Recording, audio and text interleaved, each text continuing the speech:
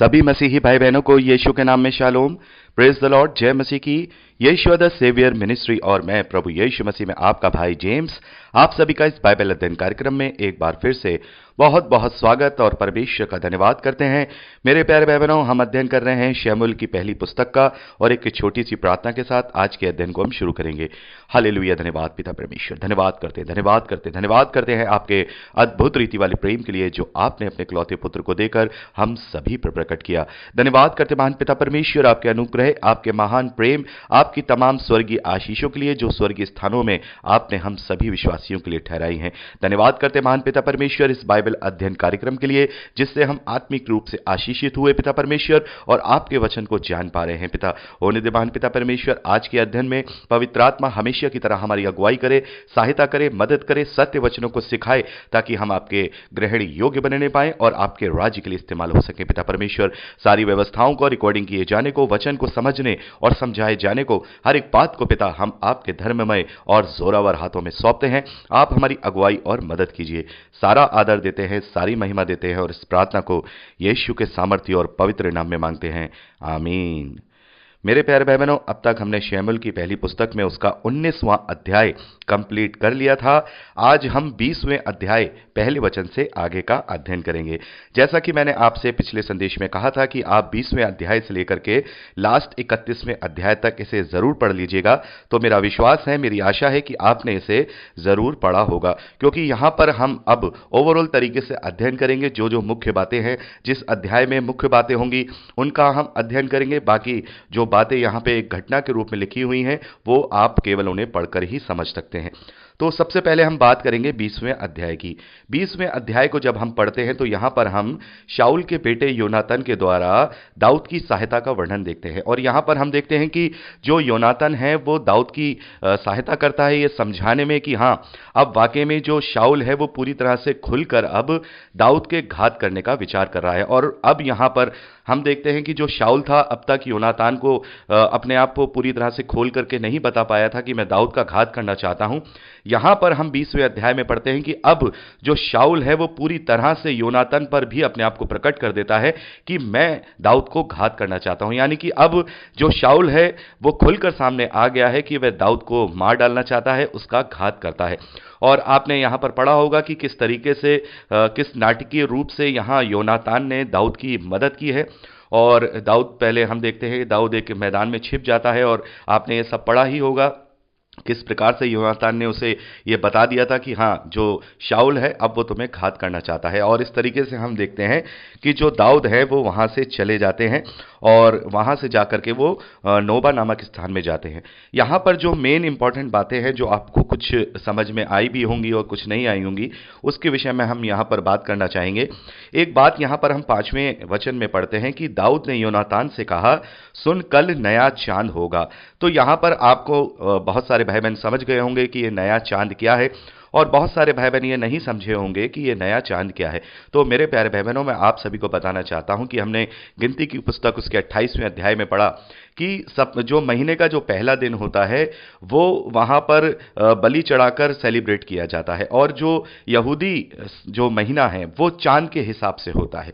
मेरे प्यारे भाई बहनों, यहूदी महीना हमेशा जो चांद का नया चांद जिसे कहते हैं, जैसे अमावस आता है, आपने इंडिया में देखा होगा, अमावस आता है फिर पूर्णिमा आता है। और इंडिया में भी जो विक्रम संवत है वो भी चांद के हिसाब से ही चलाया जाता है, चांद को देख करके ही चलाया जाता है। पड़वा, दौज वगैरह सब बनते हैं। तो हम यहां पर हम देखते हैं कि जो विक्रमी सावंत है वो दौज से उसका पहला दिन शुरू होता है। लेकिन जो यहूदी महीना है वो चांद के दिखाई देने, यानी कि अमावस के अगले दिन जो बारीक सा चांद दिखाई देता है उसे नया चांद कहते हैं। और आपने कई बार हमारे जो मुस्लिम लोग हैं उनमें भी देखा होगा, चांद वो लोग देखते हैं, अमावस के अगले दिन उनका दिन शुरू होता है। और ये जो मुस्लिम लोगों ने जो ये परंपरा ली है ये यहूदियों से ही एडॉप्ट की हुई है और वो भी अपना चांद के हिसाब से ही महीना चलाते हैं। तो यहां पर नया चांद का मतलब यह है कि अमावस के अगला दिन जो होता है वो नया चांद होता है और नए चांद को पहला महीने का पहला दिन कहा जाता है। और हमने इस बात को गिनती की पुस्तक 28वें अध्याय में पढ़ा है कि वहां पर हर महीने के पहले दिन से लेकर दूसरे दिन तक वहां होम बलि और मेल बलि चढ़ा करके सेलिब्रेशन करने की आज्ञा परमेश्वर ने दी है। तो यहां पर हम देखते हैं उसी रीति के अनुसार, उसी परंपरा के अनुसार यहां पर शाऊल के दरबार में भी हर महीने के पहले दूसरे दिन में जब नया चांद होता था, वहां पर सबके साथ वो जो मेल बलि वगैरह करने के बाद वो सेलिब्रेशन किया करते थे। तो यहाँ पर उसी सेलिब्रेशन, उसी नए चांद के विषय में बताया गया है। और कोई खास बात यहाँ 20वें अध्याय में हम नहीं पढ़ते हैं जो हमें स्पेशल रूप से यहाँ पर डिस्क्राइब करना जरूरी हो, क्योंकि ये केवल एक घटना के रूप में यहाँ सारा वर्णन लिखा है। आपने इसे पढ़ा ही होगा कि किस प्रकार से योनातान ने दाऊद की मदद की है। अब चलते हैं 21वें अध्याय की ओर। मेरे प्यारे भाई बहनों, ये 21वां अध्याय बहुत ही महत्वपूर्ण अध्याय है। यहाँ पर हम देखते हैं कि जो दाऊद है वो शाऊल के पास से भाग करके नोब नामक स्थान में जाते हैं और वहां पर जो अहीमेलेक याजक हैं उनके पास पहुंचते हैं, यानी कि मंदिर में या परमेश्वर के भवन में यहां पर दाऊद शरण लेते हैं। और यहां पे बहुत ही महत्वपूर्ण हम बात देखते हैं यहां पर कि दाऊद जब भूखे हैं, दाऊद और उनके साथी जब भूखे हैं, तो यहां जो याजक हैं अहीमेलेक, वो दाऊद को पवित्र रोटियां देते हैं, यानी जो मंदिर पर जो भेंट की रोटियां चढ़ी होती हैं, जैसा आपने पढ़ा ही होगा, वो जो रोटियां हैं वो केवल याजक ही खा सकते हैं, उनके अलावा और कोई भी उसको नहीं खा सकता है। लेकिन यहां पर हम देखते हैं कि अहीमेलेक याजक ने उसे वो रोटियां दी हैं और दाऊद और उसके साथियों ने वो रोटियां खाई हैं। मेरे प्यारे भाई बहनों, ये जो अध्याय है ये अपने आप में महत्वपूर्ण इसलिए हो जाता है क्योंकि प्रभु यीशु मसीह ने इसका वर्णन मत्ती के सुसमाचार में हमने पढ़ा है, वहां पर सब्त के दिन के विषय में समझाने के लिए किया है। हम जब मत्ती का सुसमाचार उसका 12वां अध्याय पढ़ते हैं तो वहां पर हम देखते हैं कि जो प्रभु के चेले हैं वो सब्त के दिन भी बालियां तोड़ तोड़ करके खा रहे होते हैं। और वहां पर जो शास्त्री, फरीसी और इजरायली लोग थे वो इस बात का ऑब्जेक्शन करते हैं कि भाई तेरे चेले तो सब्त के दिन भी काम करते हैं। तब प्रभु यीशु मसीह उन्हें समझाने के लिए ये उदाहरण देते हैं कि दाऊद और उसके साथियों ने परमेश्वर के भवन में वो भेंट की रोटियां खाई थी जो केवल याजकों का खाना ही उचित होता था। तो मेरे प्यारे भाई बहनों, यहां पर हम इसके विषय में अच्छी तरह से एक बार और अध्ययन करना चाहेंगे। जैसा कि हम मत्ती के सुसमाचार 12वें अध्याय में सब्त के विषय में अध्ययन कर चुके हैं, लेकिन अब हमें यहां पर जो उसका मेन जो बात है वो हमने यहां पढ़ी है, जो प्रभु यीशु मसीह ने वहां पर बताई थी कि जो दाऊद और उसके साथी हैं उन्होंने परमेश्वर के भवन में जाकर उस पवित्र रोटी को, भेंट की रोटियों को खाया था जो केवल याजकों को खाना ही उचित था।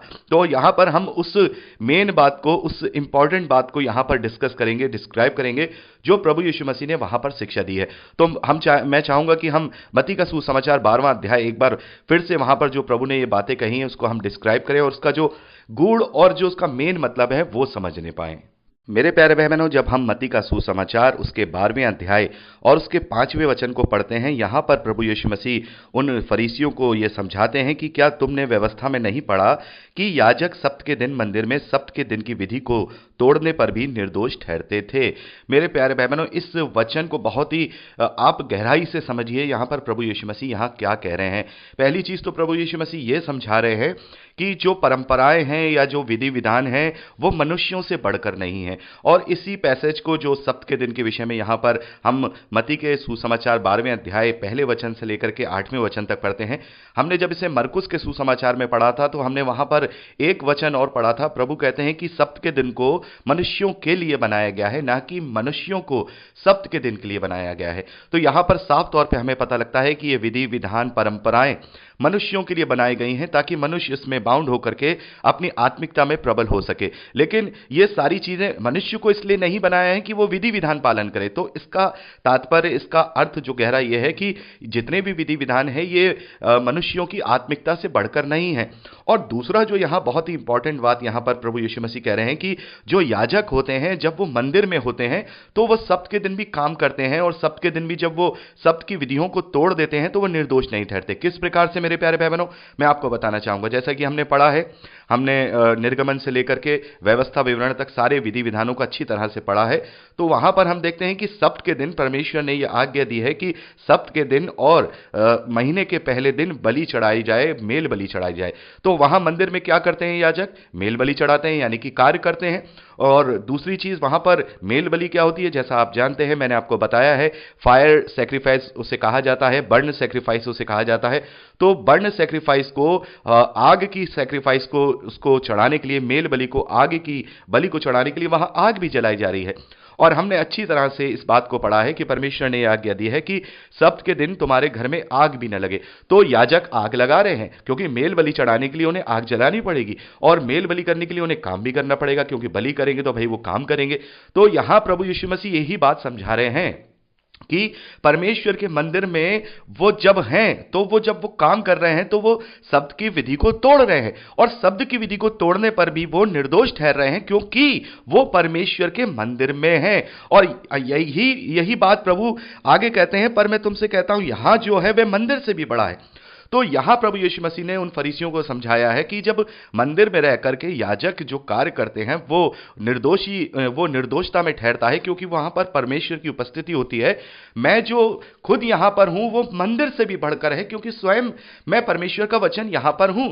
तो फिर ये किस प्रकार से दोषी ठहर सकते हैं? हमें बहुत ही इस वचन की गहराई समझना होगा मेरे प्यारे भाई बहनों। यानी कि जब तक हम मंदिर से बाहर हैं, जब तक हम पवित्र स्थान से बाहर हैं, तब तक ही हम विधि विधान का पालन करने के लिए बाध्य होते हैं। लेकिन जब हम स्वयं अब परमेश्वर का मंदिर हो गए हैं, अब स्वयं प्रभु यीशु मसीह हमारे बीच में है, स्वयं पवित्र आत्मा हमारी सहायता करता है, स्वयं पवित्र आत्मा हमारे अंदर वास करता है, तो अब हम इतने पवित्र हो चुके हैं कि अब हम इन विधि विधानों के अधीन नहीं रहे। मेरे प्यारे भाई बहनों, ये हमें बात समझनी होगी। जो लोग परंपराओं को, विधि विधानों को और बड़ी बड़ी जो चीजें हैं चर्चेस की, उन्हें ऊपर रखते हैं, उन्हें यह समझना होगा कि प्रभु यीशु मसीह ने साफ तौर पे कह दिया है कि अब जो तुम्हारे बीच में है वो मंदिर से भी बड़ा है। जब उस मंदिर में, जो कि स्वर्ग के मंदिर का प्रतिरूप, केवल प्रतिबिंब है, इब्रानियों की पत्री 8वें अध्याय के अनुसार, जब वहां पर वो याजक परमेश्वर की विधि तोड़ रहे हैं, सब्त के दिन काम कर रहे हैं, सब कुछ कर रहे हैं, मेल बलि चढ़ा के आग जला रहे हैं और वो निर्दोष ठहर रहे हैं, तो अब तो स्वयं परमेश्वर तुम्हारे बीच में आ चुका है। अब तो पवित्र आत्मा तुम्हारे बीच में है, अब तो तुम पवित्र आत्मा का मंदिर बन गए हो। तो अब जो तुम्हारे पास है वो उस मंदिर से भी बढ़कर है, तो अब तुम उससे भी बढ़कर पवित्र हो गए हो, परमेश्वर की धार्मिकता बन गए हो। तो अब ये विधि विधान तुम पर लागू नहीं होती हैं। मेरे प्यारे बहनों, जो 7 डेज एडवेंटेंस वाले लोग हैं, जो सप्ताह का दिन का मानने वाले लोग जो बात कहते हैं, वो ये वचन नहीं समझा पाएंगे। प्रभु ने यहां साफ तौर पे कह दिया है कि अब ये विधि विधान हमारे ऊपर नहीं है। पुराने नियम के जो जितने भी विधि विधान थे, सब कुछ इसलिए थे क्योंकि वो पवित्र नहीं थे, वो पवित्र मंदिर में नहीं जा सकते थे, केवल याजक जा सकता था। लेकिन अब हम स्वयं परमेश्वर का मंदिर बन चुके हैं, तो अब हम पर ये विधि विधान लागू नहीं होते। और यदि हम ये विधि विधान अब तोड़ भी देंगे तो भी निर्दोष ठहरेंगे, यदि हम सब्त का दिन नहीं मानेंगे तो भी निर्दोष ठहरेंगे। यहां प्रभु यीशु मसीह यही कह रहे हैं कि यदि तुम इसका अर्थ जानते कि मैं दया से प्रसन्न होता हूं, बलिदान से नहीं, तो तुम निर्दोष को कभी दोषी ना ठहराते। मनुष्य का पुत्र तो सब्त के दिन का भी प्रभु है।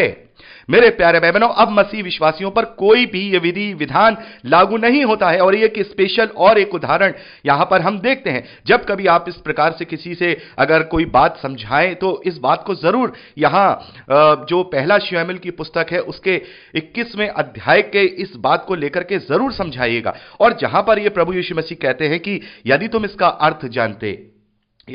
अर्थ जानते कि मैं दया से प्रसन्न होता हूं, बलिदान से नहीं, तो तुम फिर दोषी को, माफ कीजिएगा, निर्दोष को दोषी ना ठहराते। तो मेरे प्यारे बहनों, परमेश्वर इन बेकार के आडंबरों से खुश नहीं होता है, परमेश्वर इन बेकार के परंपराओं से खुश नहीं होता है। ये तो केवल एक तरीका था परमेश्वर का इजरायलियों को और उसके बाद मसीही विश्वासियों को समझाने का कि समझो, इन चीजों से तुम्हारी धार्मिकता सिद्ध नहीं होगी, परंपराओं का पालन करने से धार्मिकता सिद्ध नहीं होगी। विश्वास और विश्वास के द्वारा परमेश्वर की आज्ञा पालनता से हमारी धार्मिकता और हमारा विश्वास सिद्ध होगा। तो इस वचन को भी हम अच्छी तरह से समझना चाहेंगे, जहां प्रभु यीशु मसीह कहते हैं कि मैं दया से प्रसन्न नहीं होता, मैं बलिदान से होता हूं। तो यह केवल प्रभु यीशु मसीह ने नए नियम में नहीं बताया है, बल्कि परमेश्वर ने पुराने नियम में बहुत बार यह समझाया है इजरायलियों को कि मैं इन विधि विधानों से प्रसन्न नहीं होता हूं। और आपने कई बार पढ़ा भी होगा, और मैं चाहूंगा कि मैं आपको इनके कुछ उदाहरण भी दे सकूं जो पुराने नियम में परमेश्वर ने समझाए हैं। तो अगली रिकॉर्डिंग में हम इसके आगे की बात करेंगे। प्रभु आपको आशीष दे।